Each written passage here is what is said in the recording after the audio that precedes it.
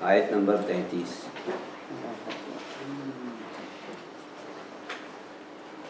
اعوذ باللہ من الشیطان الرجیم، بسم اللہ الرحمن الرحیم۔ قال یا آدم انبئهم بأسمائهم فلما أنبأهم بأسمائهم قال ألم أقل لكم إني أعلم غيب السماوات والأرض وأعلم ما تبدون وما كنتم تكتمون۔ فرمایا اے آدم، آپ ان کو ان کے ناموں کو بتا دیجئے۔ تو جب انہوں نے ان کو ان کے ناموں کو بتا دیا، فرمایا کیا میں نے تم سے یہ نہیں کہا تھا کہ میں آسمانوں اور زمین کے غیب کو جانتا ہوں، اور جانتا ہوں ان سب کو جو تم ظاہر کرتے ہو اور ان سب کو جنہیں تم چھپاتے ہو۔ آپ کے سامنے آدم علیہ السلام کی موجودگی میں اللہ تبارک و تعالیٰ اور فرشتوں کے درمیان جو گفتگو ہے اس کا ذکر کیا جا رہا ہے۔ اس سے پہلے بات بتائی گئی تھی کہ اللہ تبارک و تعالیٰ نے فرشتوں کے سامنے تمام ناموں کو پیش کیا، اور پیش کرنے کے بعد فرشتوں سے کہا کہ ان کے نام بتائیں۔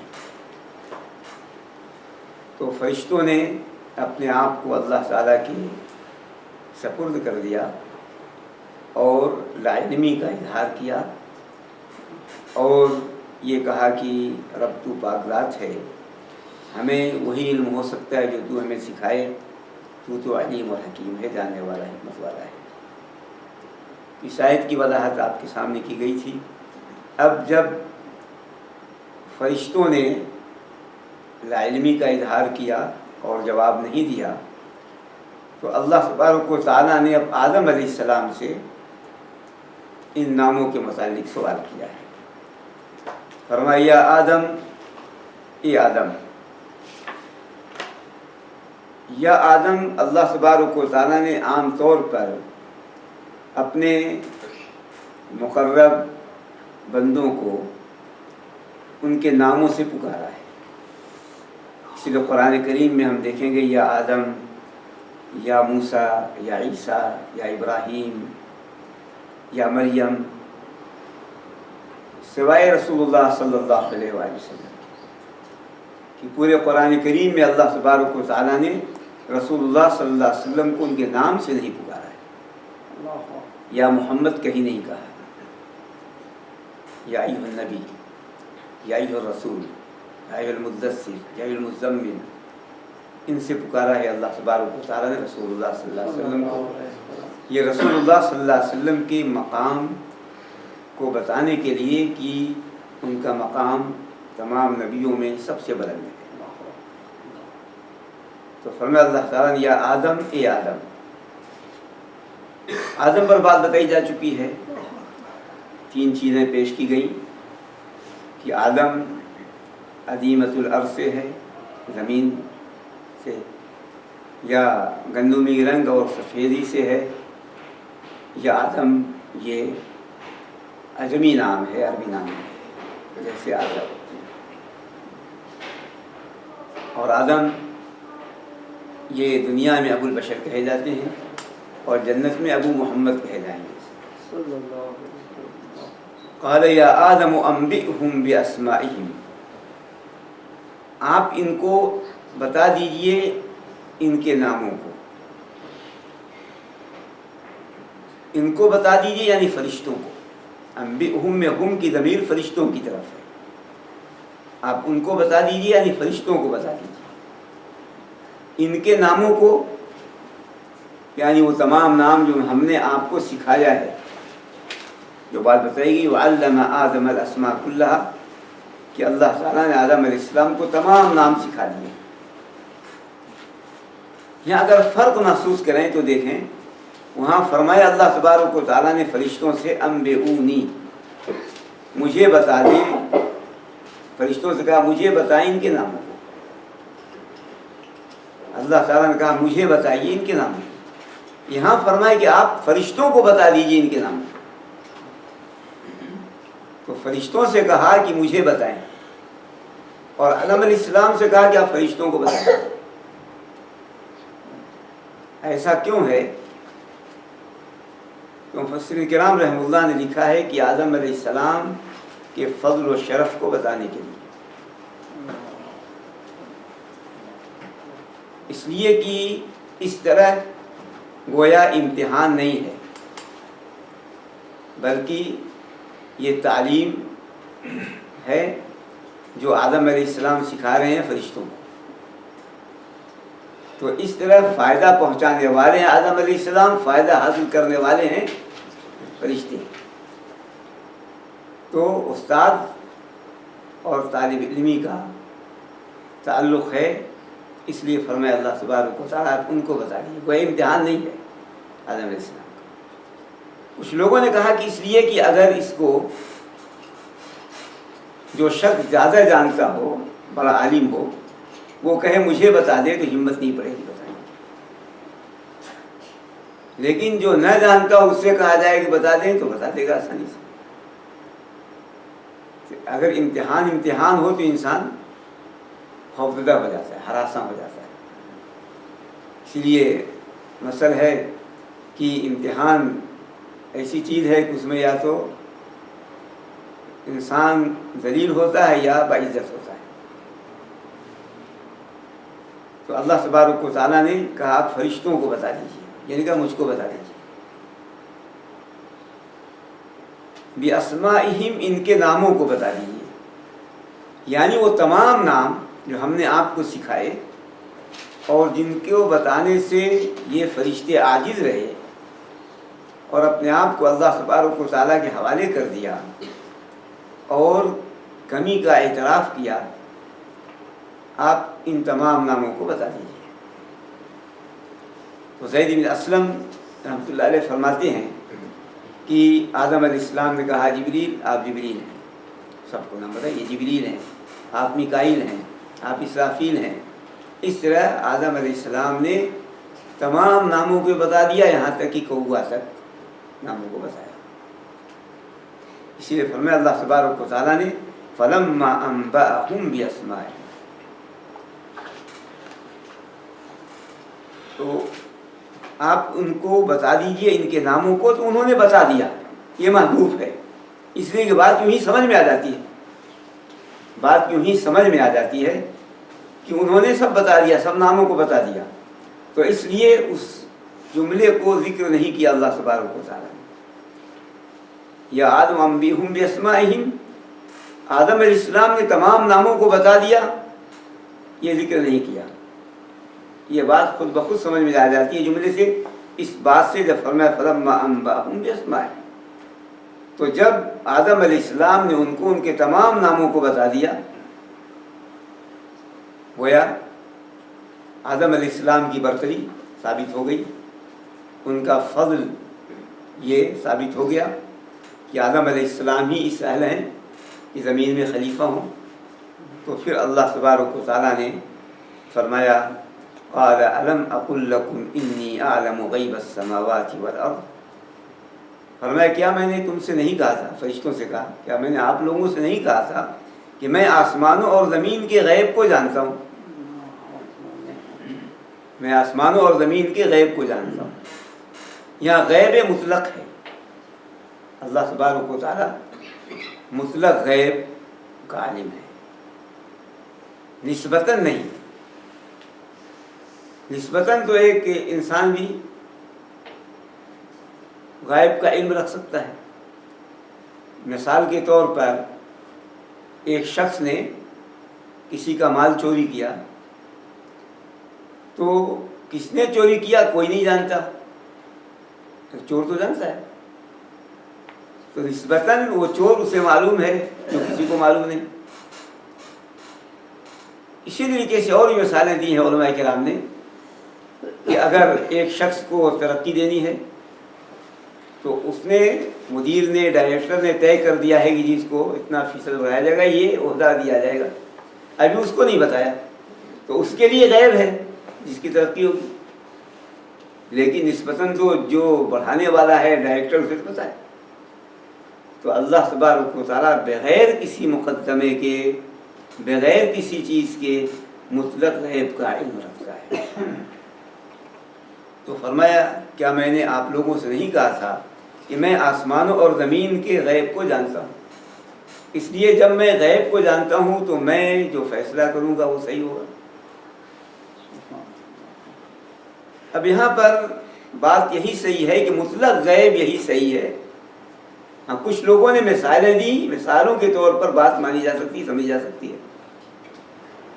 کہا آسمان کا غیب یہ کہ آدم و حوا علیہ السلام شجر ممنوعہ کھا لیں گے، یہ آسمان کا غیب جو کسی کو علم نہیں تھا، اللہ تعالیٰ کو معلوم تھا کہ کھا لیں گے۔ اور زمین کا غیب وہ یہ ہے کہ قابیل حابیل کو قتل کرے گا، زمین کا غیب۔ کچھ لوگوں نے کہا کہ آسمان کا غیب یہ ہے جو اللہ تبارک و تعالیٰ نے لوح محفوظ میں سب لکھ دیا ہے، یہ آسمان کا غیب ہے۔ اور زمین کا غیب یہ ہے کہ اب قیامت تک جو لکھا ہوا ہے وہ پورا ہوگا، ہو رہا ہے، سب کا علم ہے اللہ تبارک و تعالیٰ۔ تو آسمانوں اور زمین سب کا غیب یہ صرف اللہ تبارک و تعالیٰ جانتا ہے۔ اور یہیں سے بات معلوم ہوئی کہ جو لوگ غیب کے جاننے کا دعویٰ کرتے ہیں وہ جھوٹے ہیں۔ نجومی لوگ، کاہن، جادوگر، اس طرح کے لوگ جو ایسی باتیں کہیں کہ جی ہمیں اس کی خبر ہے، وہ سب جھوٹ ہے۔ غیب کا علم صرف اللہ تبارک و تعالیٰ۔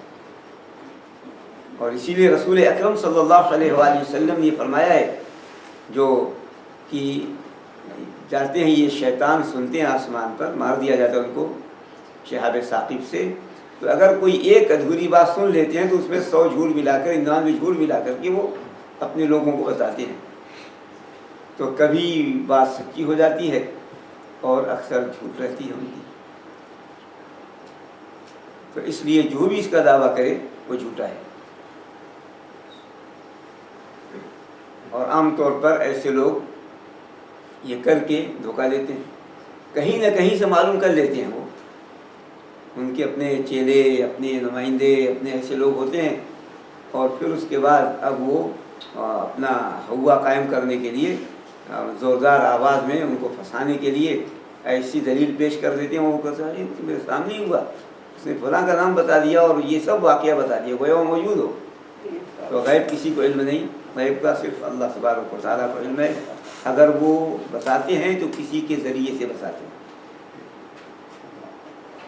قال الم اقل لكم انی اعلم غیب السماوات والارض، کیا میں نے تم سے نہیں کہا تھا کہ میں آسمانوں اور زمین کا غیب جانتا ہوں، اس لیے جو میرا فیصلہ ہے وہ صحیح ہوتا ہے۔ وَأَعْلَمُ مَا تُبْدُونَ وَمَا كُنْتُمْ تَكْتُمُونَ، اور میں جانتا ہوں جو تم ظاہر کرتے ہو اور جو تم چھپاتے ہو۔ یعنی ظاہر اور باطن کو میں جانتا ہوں، علانیہ اور خفیہ سب کو میں جانتا ہوں۔ جو اللہ تبارک و تعالیٰ نے اپنی کتاب میں اس مفہوم میں بہت سی آیتیں نازل کی ہیں، اور بتایا اللہ تبارک و تعالیٰ نے اپنی کتاب میں انہ یعلم الجہر وما اخفی، اللہ تبارک و تعالیٰ علانیہ کو بھی جانتا ہے اور جو چھپایا ہے اسے بھی اللہ تبارک و تعالیٰ جانتا ہے۔ تو اللہ تبارک و تعالیٰ نے اپنی کتاب میں اس مفہوم میں سب بہت سی آیتیں پیش کی ہیں۔ تو اللہ تبارک و تعالیٰ کو سب کا علم ہے، علانیہ۔ کچھ لوگوں نے کہا کہ یہاں پر شہادہ یہ محذوف ہے، انی اعلم غیب السماوات والارض وشہادتہما، یعنی میں آسمانوں اور زمین کے غیب اور ان کے حاضر کو جانتا ہوں۔ جب اللہ تبارک و تعالیٰ غیب کو جانتا ہے تو حاضر کو جانے گا، اس لیے شہادتہما یہاں محذوف کر دیا اللہ تبارک و تعالیٰ، اور اللہ تبارک و تعالیٰ عالم الغیب والشہادہ، اللہ تبارک و تعالیٰ کی کوئی چیز غائب نہیں ہے، سب حاضر ہے، سب موجود ہے اللہ تبارک و تعالیٰ کے. فرشتوں سے جو کہا اور میں جانتا ہوں جو تم ظاہر کرتے ہو اور جو تم چھپاتے ہو، تو کیا مراد ہے؟ فرشتوں نے کیا ظاہر کیا اور کیا چھپایا؟ اس سلسلے میں علماء کرام کی کئی باتیں ہیں، کئی اقوال ہیں. دو بات پیش کی ہے اور دو میں سے بھی پہلی بات زیادہ راجح ہے. جو تم ظاہر کرتے ہو وہ یہی ہے، میں یفسد فیہا ویسفک الدماء. آدم کے بارے میں کہا، بنی آدم کے بارے میں، کہ زمین میں فساد پھیلائیں گے، خون بہائیں گے، قتل و غارت گیری کریں گے. یہ تم ظاہر کرتے ہو، یہی ظاہر کیا فرشتوں نے. چھپاتے کیا تھے؟ تو صحیح یہی ہے کہ ابلیس کا تکبر، اس لیے کہ اس وقت وہ انہی کے ساتھ تھا. ابلیس کا جو تکبر ہے اور جو اس کا عہد تھا کہ وہ آدم علیہ السلام کو نہیں مانے گا، ان کی نافرمانی کرے گا، یہ اس نے چھپایا. اور مسلم شریف کی حدیث ہے کہ ابھی آدم علیہ السلام کو اللہ تعالیٰ نے پورا پیدا نہیں کیا تھا اور ڈھانچہ بنا ہوا تھا، تو ابلیس نے چکر لگایا آدم علیہ السلام کا پورا. اس کو پتہ چل گیا تھا کہ اللہ تعالیٰ ایسی مخلوق پیدا کر رہا ہے جو جنہیں زمین میں خلیفہ بنائے گا. تو اس نے چکر لگایا. چکر لگانے کے بعد اس نے دیکھا کہ تو پیٹ والے ہیں، خالی جگہ پیٹ. بس میں تو اب پا گیا آدم کو نافرمانی پہ لگانے کی جگہ. پیٹ ہی کی وجہ سے نافرمانی ہوتی تمام. اب میں پا گیا اور کہا کہ اب تو میں آدم کو پچھاڑ دوں گا، بنو آدم کو پچھاڑ دوں گا، اب تو میں آدم کی بات نہیں مانوں گا. تو جو تکبر تھا ابلیس کا وہ چھپایا. یہی لوگوں نے کہا کہ صحیح ہے، یہ عبداللہ بن عباس، عبداللہ بن مسعود رضی اللہ تعالیٰ عنہ اور بہت سے صحابہ کرام رضوان اللہ علیہم سے یہ ثابت ہے. دوسرا قول وہ یہ ہے کہ جو تم ظاہر کرتے ہو وہ میں جانتا ہوں اور جو تم چھپاتے ہو میں جانتا ہوں. تو ظاہر تو یہی ہے کہ فرشتوں نے کہا اللہ تعالیٰ سے کہ ایسے وہ خلیفہ بنا رہے ہیں جو زمین میں فساد پھیلائیں گے اور خون بہائیں گے. ظاہر ہے، کہا اللہ تبارک و تعالیٰ سے. اور جو چھپایا وہ یہ تھا کہ جب انہیں پتہ چلا کہ اللہ تعالیٰ ایک مخلوق پیدا کر رہا ہے تو انہوں نے، فرشتوں نے کہا کہ فکر نہیں کرو، کوئی مخلوق پیدا ہوگی ہم سے زیادہ باعزت نہیں ہوگی. کوئی مخلوق پیدا ہوگی ہم سے زیادہ باعزت نہیں ہوگی. یعنی اللہ تعالیٰ جتنی مخلوق پیدا کرے گا ان میں سب سے زیادہ باعزت ہم لوگ ہیں. اللہ تعالیٰ ہم سے بڑا عزت والا کوئی نہیں ہے. یہ وہ چھپاتے تھے، یہ کہا. تو یہ فرشتوں نے کہا کہیں ثابت ہے دلیل سے؟ تو علماء کرام کے لیے ثابت نہیں. ابلیس کے تکبر تو ظاہر ہے، جو آگے واقعہ پیش کیا جائے گا، جو بات آئے گی بھائی اسکول سے، تو وہاں بات واضح آئے گی، واضح ہوگی. لیکن کیا فرشتوں نے چھپایا؟ کہیں دلیل سے ثابت نہیں. تو اس لیے انہوں نے کہا یہ پہلی بات. یہ دوسری بات جو ہے فرشتوں نے اسے چھپایا کہ اللہ کوئی مخلوق پیدا کرے گا ہم سے باعزت نہیں ہوگی. اور جب اللہ تعالیٰ آدم علیہ السلام کو پیدا کیا اور اللہ تبارک و تعالیٰ نے آدم علیہ السلام کو فوقیت عطا کی علم کی وجہ سے، تو پھر انہوں نے اعتراف کیا کہ آدم علیہ السلام افضل ہیں، علم میں، کرم میں ہم سے اکرم ہیں. فرشتوں نے اللہ تبارک و تعالیٰ کے سامنے اعتراف کیا. یہ ہے جو اللہ تبارک و تعالیٰ نے فرمایا ہے وَعَلَمْ مَا تُبْدُونَ وَمَا كُنتُمْ تَكْتُمُونَ. اس آیت سے جو اور سی باتیں علماء کرام نے پیش کی ہیں وہ یہ ہے کہ ان آیتوں میں علم کا مقام ہے، جگہ جگہ علم کا مرتبہ. علم کا مقام ہے جب اللہ تبارک و تعالیٰ آدم علیہ السلام کو تمام نام سکھائے. پھر اللہ تبارک و تعالیٰ کی صفت بیان کی انک انت العلیم الحکیم. فرشتوں نے انک انت العلیم الحکیم، علم کا مرتبہ. اور پھر اس کے بعد اللہ تبارک و تعالیٰ نے آدم علیہ السلام کو ایسا ایسے طریقے سے پیش کیا جیسا کہ آدم علیہ السلام جو ہے وہ ایک معلم کی حیثیت ہو ان کی، اور فرشتوں کی حیثیت طالب علم کی ہو۔ تو اس لیے ایک مسلمان کو چاہیے خاص طور سے کہ وہ علم کی کوشش کرے، اور اسی لیے علم یہ ہے جتنا علم میں اضافہ ہوگا اتنا ہی زیادہ اللہ کا تقرب حاصل ہوتا جائے گا۔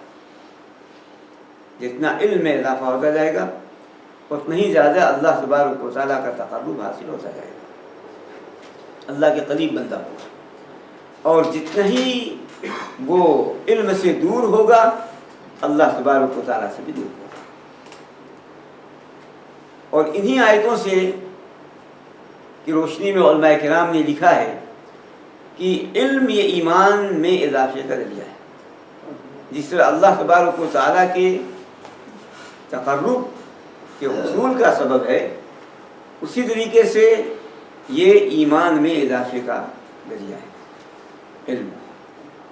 اور اللہ تبارک و تعالیٰ نے اپنی کتاب میں ارشاد فرمایا ہے، فرمایا اللہ تبارک و تعالیٰ نے وَإِذَا مَا أُنزِلَتْ سُورَةٌ فَمِنْهُمْ مَنْ يَقُولُ أَيُّكُمْ زَادَتْهُ هَٰذِهِ إِيمَانًا فَأَمَّا الَّذِينَ آمَنُوا فَزَادَتْهُمْ إِيمَانًا وَهُمْ يَسْتَبْشِرُونَ۔ جب کوئی سورت نازل ہوتی تو یہ کہتے کہ تم میں سے کے ایمان کو اس سورت نے اضافہ کر دیا ہے۔ جب کوئی سورت قرآن کریم میں نازل ہوتی تو سورت کا سیکھنا، اس کا پڑھنا، اس کا سمجھنا، یہ سورت جو نازل ہوئی ہے اس کے علم نے کس کے ایمان کو بڑھا دیا ہے۔ تو اللہ تبارک و تعالیٰ نے فرمایا کہ ہاں ایمان والوں کا ایمان علم سے اضافہ پڑتا ہے۔ فَأَمَّا الَّذِينَ آمَنُوا فَزَادَتْهُمْ إِيمَانًا، جو لوگ ایمان والے ہیں ان کو اس سورت نے ایمان میں اضافہ کر دیا، اس کے علم نے، سیکھنے نے اس سورت کی، اور وہ خوشخبری کا مستحق ہے، خوش ہوں۔ تو اس لیے جس طرح علم کا حصول یا اللہ تبارک و تعالیٰ کے تقرب کا ذریعہ ہے، اسی طریقے سے ایمان میں اضافے کا بھی ذریعہ ہے، ایمان بڑھتا ہے، ایمان زیادہ ہوتا ہے۔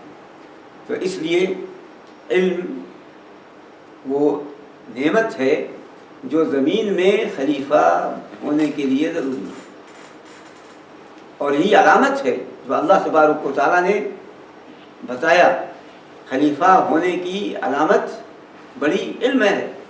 اگر یہ علم نہیں ہے تو انسان زمین میں خلیفہ کا مستحق نہیں ہے۔ علم کی بدولت وہ اس کا حقدار ہے کہ زمین میں خلیفہ بنے۔ تو اللہ تبارک و تعالیٰ نے یہاں پر یہ بات بتائی ہے۔ اسی طریقے سے جب فرشتوں کے سامنے آدم علیہ السلام کی عظمت اور فوقیت معلوم ہو گئی تو پھر انہوں نے اپنے آپ کو اللہ تبارک و تعالیٰ کے حوالے کیا۔ اس لیے بات بتائی گئی اس سے پہلے کہ یہاں دو منظر کشی کی اللہ تبارک و تعالیٰ، دو لوگوں کے حالات پیش کیے ہیں، دو طرح کے۔ ایک حالات ہیں فرشتوں کے جنہیں غموض تھا، کچھ آدم علیہ السلام کے خلیفہ بنائے جانے کے بارے میں کچھ انہیں حکمتوں کا علم نہیں تھا، تو انہوں نے اللہ تبارک و تعالیٰ سے حکمت معلوم کی۔ جب پتہ چل گیا تو انہوں نے اعتراف کیا، اقرار کیا، اور اللہ تعالیٰ کے سامنے جھک گئے اور انہوں نے مان لیا۔ اور دوسرے لوگ، اس دوسری قسم وہ ان کی ہے جنہیں اعتراض ہوتا ہے لیکن حکمت کے معلوم ہونے کے بعد بھی وہ اکڑ جاتی ہیں اور کبھی بھی ہمیشہ وہ مخالف ہوتی ہیں، جو دوسرا منظر پیش کیا جائے گا انشاءاللہ آئندہ۔ اس لیے آج صرف اس ایک آیت پہ اکتفا کیا گیا، وہ ہے ابلیس کا اور آدم علیہ السلام کا۔ تو پہلا مسئلہ فرشتوں کا تھا، تو فرشتوں نے بات جب ان کے سامنے کھل گئی، حقیقت واضح ہو گئی اور آدم علیہ السلام کی اہمیت و عظمت واضح ہو گئی تو انہوں نے اعتراف کر لیا، قبول کر لیا اور مان لیا اللہ تبارک و تعالیٰ کی بات۔ اور جب ابلیس کے سامنے یہ بات معلوم ہوئی حقیقت تو وہ کر گئے اور ہمیشہ کے لیے راز درگاہ ہوا۔ یہ جو آپ کے سامنے آج ایک آیت مختصر طور پر پیش کی گئی ہے، انشاءاللہ آئندہ دوسری آیت، دوسرا واقعہ یہ آدم اور علیہ السلام اور فرشتوں کا ہے، اور آگے جو بات آئے گی وہ اب ابلیس اور آدم علیہ السلام کے درمیان ہوگی۔ یہاں پر جو اس ایک آیت سے حکمت معلوم ہوئی اس پر تھوڑی سی بات بتا دی جائے۔ پہلی حکمت، پہلا فائدہ تو وہی ہے جو بتایا گیا کہ یہ آیت نجومیوں، کاہنوں، جادوگروں ان سب پر رد ہے، اور عام طور پر ہمارے لوگ دھوکہ کھاتے ہیں، کچھ ایسی مثالیں پیش کر دیتے ہیں کہ وہ ہمیشہ کے لیے وہ ایک چیز بن جاتی ہے، اب اس پر ایسا یقین رکھتے ہیں کہ یہ تو سب باتیں جانتا ہے، کچھ نہیں جانتا۔ اور اسی لیے رسول اکرم صلی اللہ علیہ وآلہ وسلم نے فرمایا من اتی کاہنا او عرافا فصدقه بما یقول فقد کفر بما انزل علی محمد صلی اللہ علیہ وسلم۔ جو کسی کاہن کے پاس گیا یا کسی عراف کے پاس گیا، عراف معرفت سے ہے، جاننا، عرف ہے، عارف کو جاننا پہچاننا، جو ہاتھوں کی لکیروں سے دیکھ کر وہ لوگوں کا مستقبل بتاتا ہے، کتنی شادیاں ہوگی، شادی ہوگی نہیں ہوگی، نوکری ملے گی نہیں ملے گی، تمام چیزیں، اور ستاروں سے دیکھ کر کے۔ تو اگر اس نے بات مان لی، اس کی سچ جانا، تو اس نے کفر کیا اس کا جو محمد صلی اللہ علیہ وسلم بتا رہا ہے۔ یہ فرمایا رسول اکرم صلی اللہ علیہ وسلم نے۔ اور اسی لیے جب حدیبیہ کے مقام پر رات کو بارش ہوئی اور صبح فجر کی نماز پڑھایا رسول اللہ صلی اللہ علیہ وآلہ وسلم نے، تو فرمایا آپ صلی اللہ علیہ وسلم نے کہ آج اللہ تعالیٰ نے فرمایا کہ آج میرے بندے، کتنے بندے میرے کافر ہیں اور ستاروں کے مومن ہیں، اور کچھ بندے مجھ پر ایمان لانے والے ہیں اور ستاروں کافر ہیں۔ تو فرمایا آپ صلی اللہ علیہ وسلم جس نے کہا کہ آج بارش اس لیے ہوئی کہ یہ ستارہ فلاں برج میں تھا تو بارش ہوئی، تو وہ میرا کافر ہے، اللہ کا کافر ہے، ستاروں کا مومن ہے۔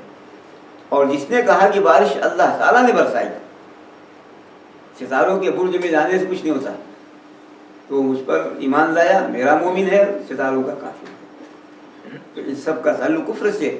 اور آج ہمارے اخباروں میں باقاعدہ لکھا تھا اسٹار، سب کا اسٹار، اور پھر سب دیکھتے ہیں غور سے، اور آج نئی نسل تو اسی پہ لگی ہوئی ہے۔ وہ جی میں اگست میں اس تاریخ کو پیدا ہوں، تو اگست میں اس تاریخ کو پیدا ہونے والے کا اسٹار یہ ہے، اور جولائی میں جو پیدا اس کا اسٹار یہ ہے، اور فلاں، اور پھر وہ اپنی جی یہ ہوتا ہے، کوئی پاورفل ہوتا ہے، کوئی یہ ہوتا ہے، اور اس پر فخر کے ساتھ یہ کرتے ہیں۔ یہ سب شرکیات ہیں، بدعت و خرافات ہیں۔ غیب کا علم صرف اللہ تبارک و تعالیٰ کو ہے، اس لیے یہ جو چیزیں ہیں ان سب کا تعلق اسلام سے نہیں، اور مسلمانوں کو چاہیے کہ اس کو دور رہیں۔ اور خاص طور سے جو ہندوؤں کے پروگرام ہوتے ہیں ٹی وی وغیرہ کے، ان میں تو باقاعدہ اس پر بہت زور دیا جاتا ہے، تو اس لیے لوگ سنتے ہیں، تو وہ چیز ہمارے اندر بھی آ گئی۔ دوسری بات جو بھی آپ کے سامنے پیش کی گئی کہ اس میں علم کا مقام و مرتبہ بتایا گیا ان تینوں آیتوں میں، جس سے پہلے پیش کی 2 آیتیں پہلے اور آج کی آیت، سب میں علم کا مقام بتایا گیا، اور آدم علیہ السلام کا مقام بتایا گیا، اس لیے کہ 2 طرح کا، ایک تو اگر ایک شخص ہے عالم، آپ ان سے آپ کوئی چیز پوچھ لیں تو اس نے بتا دیا تو وہی عالم ہے، لیکن اگر اس کی حیثیت امتحان کی ہو جائے، سب سے پوچھا کسی نے بتایا، پھر اس سے پوچھا بتا دیا، تو پھر فضل در فضل ہے، اہمیت در اہمیت ہے، شرف در شرف ہے۔ تو آدم علیہ السلام یہ نہیں کہ صرف پوچھ دیا گیا ان کو ناموں کو بتا کر کے، بلکہ اس کی حیثیت ایک امتحان کی رکھی، مقابلے کی۔ اور جب تمام فرشتے عاجز رہے تو آدم علیہ السلام سے پوچھا گیا، انہوں نے بتا دیا۔ اس کا مطلب یہ ہے کہ اب آدم علیہ السلام کی فوقیت صرف ایک نہیں ہے، اور زیادہ فوقیت ہو گئی، اور زیادہ فضیلت حاصل ہو گئی۔ تو اس لیے یہ علم کا مقام ہے، اس پر اسلام نے زور دیا ہے، اور افسوس کی بات یہ کہ یہی چیز آج علم ہمارے ہاں مسلمانوں میں سب سے کم ہے۔ تیسری بات یہ معلوم ہوئی کہ جو انسان ہی صرف اس زمین میں خلافت کا اہل ہے اور کوئی نہیں، اور اس کی علامت علم ہے۔ انسانی زمین میں خلیفہ ہے اور خلافت کا اہل ہے، اس کے علاوہ کوئی نہیں، اور اس کی چیز وہ ہے علم۔ اسی طریقے سے اس سے بات جو معلوم ہوئی وہ یہ کہ اللہ تبارک و تعالیٰ جو فرمایا قال یا آدم، فرمایا قول، اللہ تعالیٰ کا کلام، اللہ تعالیٰ بولتا ہے، ارشاد فرماتا ہے، پورا قرآن اللہ تعالیٰ کے ارشاد کلام ہے، اور اس طرح انبیاء علیہ السلام پہ اپنا کلام نازل کرتا ہے۔ تو اس لیے اقوال و افعال کا ثبوت ہے اللہ تبارک و تعالیٰ۔ اور عام طور پر انسان گمراہ جب ہوتا ہے جب وہ مخلوق پر اللہ تبارک و تعالیٰ کو قیاس کرنے لگتا ہے۔ اس لیے اللہ تبارک و تعالیٰ قیاس سے بلند و بالا تر ہے۔ لیس کمثلہ شیء وہو السمیع البصیر، کبھی بھی اللہ تبارک و تعالیٰ اس لیے کہ جو بات نہ کرے اس کو گونگا کہتے ہیں، اور گونگا ہونا یہ عیب ہے یا نہیں عیب ہے؟ عیب ہے۔ تو اس لیے اگر یہ نسبت کی جائے کہ اللہ تعالیٰ بولتا نہیں ہے تو گونگا ہے، تو اللہ تعالیٰ کو عیب ہم نے قرار دیا۔ اور اللہ تبارک و تعالیٰ بولتا ہے، کلام فرماتا ہے، کیسے فرماتا ہے؟ زبان ہے نہیں ہے، ہونٹ ہے نہیں ہے، ہمیں نہیں معلوم۔ کلام فرماتا ہے اللہ تبارک و تعالیٰ، حتی اسم کلام اللہ، فرمایا اللہ تعالیٰ نے، یہ اللہ تعالیٰ کلام ہے۔ اور بہت سی جگہوں پر قال یا آدم فقال انبئونی وعلم آدم، تو اللہ تبارک و تعالیٰ سے اقوال و افعال کا ثبوت ہے، اور اسی پر ایک مومن کو کا ایمان ہونا چاہیے۔ اور ایمان یہ ہو کہ اللہ تبارک و تعالیٰ کو ہم بغیر جو ہے ایمان لاتے ہیں، اس کی شان، اس کی عظمت، اس کے جلال کے مطابق جو کلام فرماتا ہے وہ اللہ تبارک و تعالیٰ ہے۔ ہمیں ایمان ہے جو اللہ تبارک و تعالیٰ نے فرمایا ہے، اور جو اللہ تبارک و تعالیٰ سے اعمال ثابت ہیں۔ یہ ہے جو بات معلوم ہوئی ان آیتوں سے، اور انہی آیتوں پر آج اتفاق، انشاءاللہ آئندہ اسی ایک آیت پر اتفاق، انشاءاللہ آئندہ اب آدم علیہ السلام اور حوا اور ابلیس کے واقعات جو ہے پیش کیے جائیں گے، اور اس سے جو دروس ملتے ہیں، جو فائدہ حاصل ہوتے ہیں، وہ آپ کے سامنے پیش کیے جائیں گے۔ یہ ہے آج کی چند باتیں جو پیش کی گئیں، انہی چند باتوں میں اتفاق۔ وصلی اللہ علیہ وسلم محمد وعلی آلہ وصحبہ وسلم۔